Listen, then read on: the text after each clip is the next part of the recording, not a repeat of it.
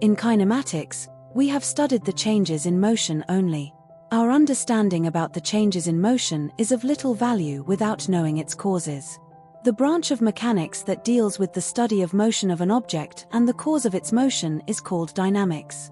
In this unit, we shall study momentum and investigate what causes a change in the motion of a body and what role the mass of a body plays in its motion. This inquiry leads us to the concept of force. We shall also study the laws of motion and their applications. Before we discuss these laws, it is appropriate to understand various terms such as force, inertia, and momentum. We can open a door either by pushing or pulling it. Similarly, when a man pushes a cart, the push may move the cart or change the direction of its motion or may stop the moving cart. A goalkeeper needs a force to stop a ball coming to him as shown thus. We understand that any kind of force is just a push or a pull. Sir Isaac Newton was one of the first scientists to study gravity and force. In physics, force is defined as the push or pull on an object with mass causes it to change its velocity. You can cut a cucumber with a knife by pushing its sharp edge into the cucumber. Thus a force can also change the shape or size of a body on which it acts. The SI unit of force is Newton, N. The force has different effects, and here are some of them. Force can make a body that is at rest to move. It can stop a moving body or slow it down. It can accelerate the speed of a moving body. It can also change the direction of a moving body along with its shape and size. Galileo, a premier scientist in the 17th century, developed the concept of inertia. He observed that it is easy to move or to stop light objects than heavier ones. Heavier objects are difficult to move, or if moving, then difficult to stop. Galileo reasoned that moving objects eventually stop because of a force called friction. Newton's conception of inertia stood in direct opposition to more popular conceptions about motion.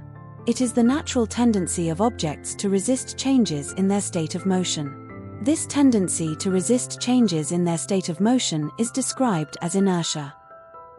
Do some objects have more of a tendency to resist changes than others? Absolutely yes. The tendency of an object to resist changes in its state of motion varies with mass. Mass is that quantity that is solely dependent upon the inertia of an object. The more inertia that an object has, the more mass that it has. A more massive object has a greater tendency to resist changes in its state of motion. Take a look at this example to understand inertia. A glass is covered with a piece of cardboard. Place a coin on the cardboard and now flick the card horizontally with a jerk of your finger. Does the coin move with the cardboard? The coin does not move with the cardboard due to inertia. Where does the coin go as the cardboard flies away? So the coin fails into the glass as the card flicks away.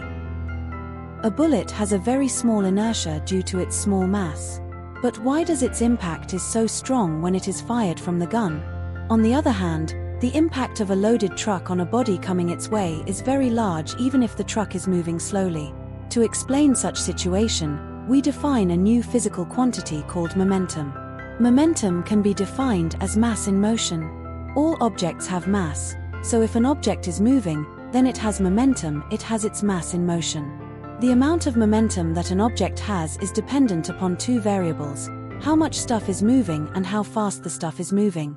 In physics, momentum is defined as momentum of a body is the quantity of motion it possesses due to its mass and velocity.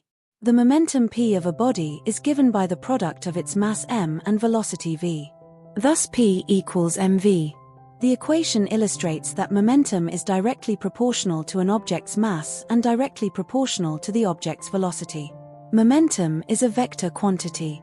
Its SI unit is kg/s to the power of 1. What most people think about when they hear the name Newton is an apple that hit him while he was sitting under the tree thinking about physics. We are about to disappoint you, as that did not really happen. But he still came up with so many brilliant ideas. Isaac Newton, as any scientist is supposed to be, was a very curious man. He would not take things around him for a given and started wondering and investigating what makes objects move. That is how he thought up his 3 laws that describe the relationship between an object's motion and the forces that make it move or stop. These three laws laid the foundation for Newtonian mechanics, a physical theory that describes the moving of visible objects of different sizes, from tiny ones to super huge as spacecraft, planets, and galaxies. Let's dive into these laws. Imagine you want to play soccer with your friends. To win or even start the game, one of your teammates has to kick the ball, otherwise, the ball won't move by itself. This is what the first law implies. Unless you push or pull, apply a force on an object, it will remain at rest or in uniform. First law of motion deals with bodies which are either at rest or moving with uniform speed in a straight line. According to Newton's first law of motion, a body at rest remains at rest provided no net force acts on it. This part of the law is true as we observe that objects do not move by themselves unless someone moves them. For example, a book lying on a table remains at rest as long as no net force acts on it. Similarly, a moving object does not stop moving by itself. The image given below shows a football that is placed on the ground. It will not move until a net external force is applied to it. The football moves in the direction of applied force. Since Newton's first law of motion deals with the inertial property of matter, therefore, Newton's first law of motion is also known as law of inertia. In our daily life, we came across various examples which support Newton's first law of motion. When the bus stops suddenly, people fall forward. When the driver of a bus brakes suddenly, the lower part of the body comes to rest as the bus comes to rest, but the upper part of the body continues to move forward due to inertia of motion. As a result, a forward force is exerted on the body and we fall in the forward direction. Newton's second law of motion states that, when a net force acts on a body, it produces acceleration in the body in the direction of the net force. The magnitude of this acceleration is directly proportional to the net force acting on the body and inversely proportional to its mass. As we found out before, an object starts moving because of the force acting on it. But how can we determine how fast it will move? Newton concluded that there are two factors the acceleration depends upon: the mass of the object and the force exerted on it. This is why this law has a formula, F equals m times a. To help you understand the words in this formula a little more, it may help to think of them as follows. Force equals push or pull. Acceleration equals move. Mass equals weight. If you think of acceleration as movement, then, the greater the mass of the object, the more force needed to make it accelerate. Objects with a greater mass have more inertia. It takes more force to change their motion.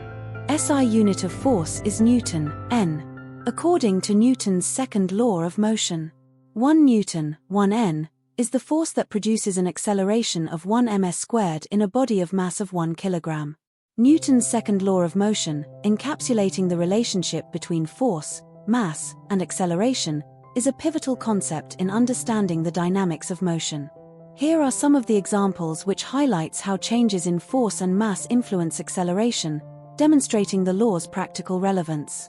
Pushing a shopping cart, more force is required to accelerate a full cart than an empty one. Pulling a wagon, more force is needed to accelerate a wagon with passengers. Driving a car, acceleration increases with more engine force, heavier cars need more force.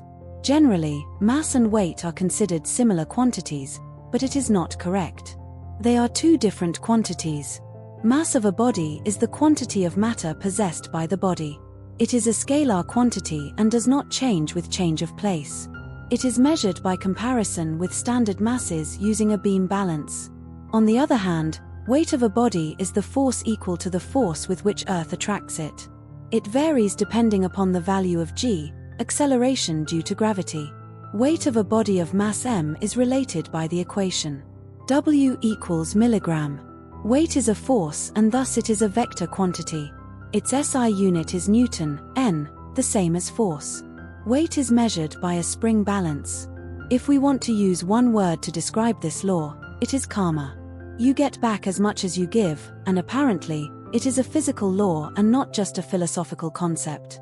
Newton's third law of motion states that, to every action there is always an equal but opposite reaction. What Newton means by it is that there are always two forces acting on each other at the same time in the opposite directions. These two forces are always equal, and in the end, they compensate each other. Consider a book lying on a table. The weight of the book is acting on the table in the downward direction. This is the action. Whereas the reaction of the table acts on the book in the upward direction. Consider another example. Take an air-filled balloon as shown. When the balloon is set free, the air inside it rushes out and the balloon moves forward. In this example, the action is by the balloon that pushes the air out of it when set free. The reaction of the air which escapes out from the balloon acts on the balloon.